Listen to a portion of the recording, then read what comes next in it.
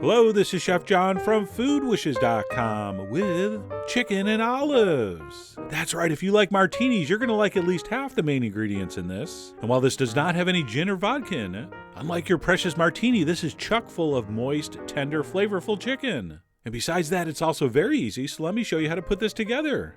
In step one, we're going to season and sear our chicken. So we're going to go ahead and season the skin side with salt, freshly ground black pepper, and some cayenne. And then we're going to go ahead and flip those over. And this is going to be one of the rare times where we're going to season each side a little differently. So the skin side is salt, pepper, cayenne, but the meat side here is going to be a little different. We're also going to put some salt and some freshly ground black pepper and some cayenne, but this side is also going to get seasoned with some herb de Provence. I know we have not used that in a while. And all that is a Mediterranean-style dried herb blend, which of course I'll talk about on the blog. And then once that side has been thoroughly herb de Provenced, we'll flip it back over, skin side up, and just leave it there on the counter for about 10 minutes before we sear it, which is going to give us the perfect amount of time to get the rest of our ingredients together. All right, in the industry and on many food blogs, this is referred to as mise en place, but you can just call it getting your stuff together.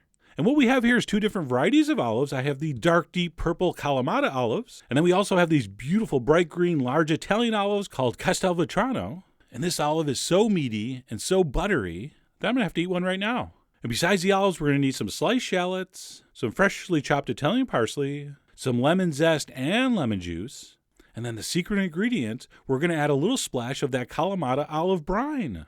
Oh yeah, that's going to do things. All right, so our chicken is seasoned, our mise en place is together, and it's time to sear the breasts. So let's go over to the stove and put a heavy-duty skillet down on high heat with a generous splash of olive oil. And when that's hot, we're going to go ahead and put our chicken breast in skin side down. And we're going to sear this side very well until nicely browned, maybe about 5 minutes. And while I like to start this process on high heat, once those breasts are searing like that, go ahead and back the heat down to medium-high, and we'll just maintain that level of sizzling right about there. And like I said, we're going to give that side about 5 minutes, which is the perfect amount of time to slice our olives. And for the green one, I think we're going to slice across into rings. Proven fact, people love rings. But then for the Kalamata olives, we're actually going to cut them in half lengthwise. So not only do we have two different colors of olives, we have two different shapes of olives. All right, that doesn't just make it twice as interesting, that makes it 4 times as interesting. Ask any mathematician.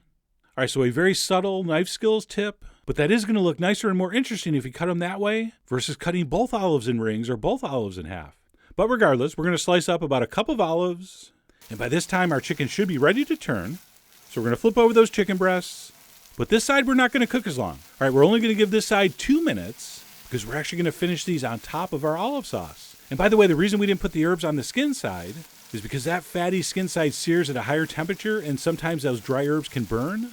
But on the wetter meat side, that's not a problem, and it also will permeate the flesh easier. But anyway, like I said, we're going to give those 2 minutes, at which point we'll remove those to a plate and reserve them while we make our sauce. And to do that, we're going to go ahead and toss in our shallots. And this pan should be plenty hot, so let's go ahead and back the heat down to medium. But you keep an eye on this and adjust accordingly.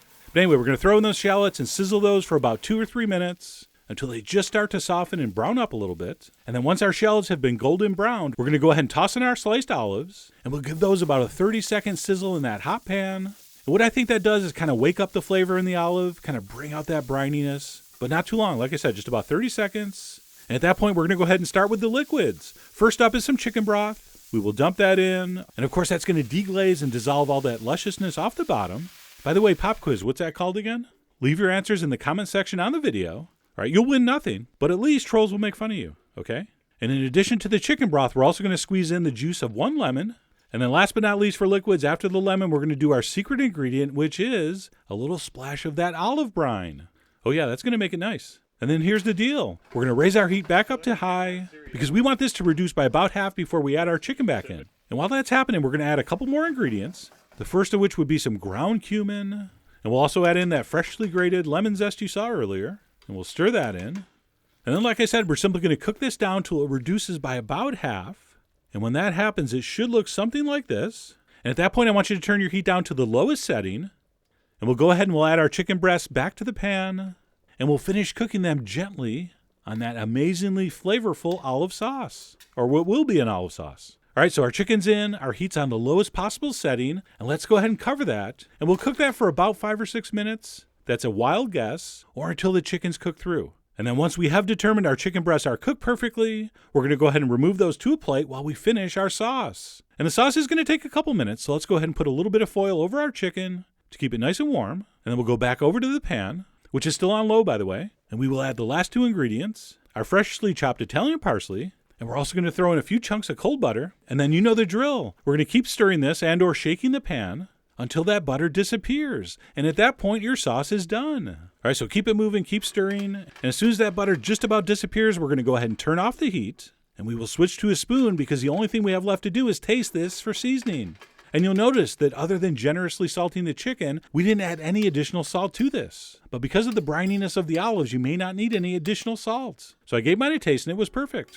And yours may be as well, but give it a taste. And once you've seasoned your sauce to perfection, we'll go ahead and spoon it over those chicken breasts. And I'm actually stunned after doing almost 1,000 videos. I have not paired chicken and olives yet, or at least I can't remember doing that. So that's kind of shocking because it really is such a magical combination. But anyway, we're going to spoon over all that sauce, maybe finish with a little more Italian parsley. And that, my friends, is one gorgeous looking chicken dish. And as I tear into this, I'm reminded of an old saying. You don't tell how good a sauce is on a spoon, you tell how good it is on a fork. And what that means is if you taste the sauce alone, it's almost too briny, too intense, too sharp. But when it's coating a chunk of chicken, it is the perfect balance of flavors. And yes, I am recommending you get at least 1 or 2 pieces of olive in every bite. But anyway, that's it. Chicken with olives. As you saw, very simple to make and incredibly delicious tasting, okay? So I really do hope you give that a try. Head over to foodwishes.com for all the ingredient amounts and more info as usual. And as always, enjoy.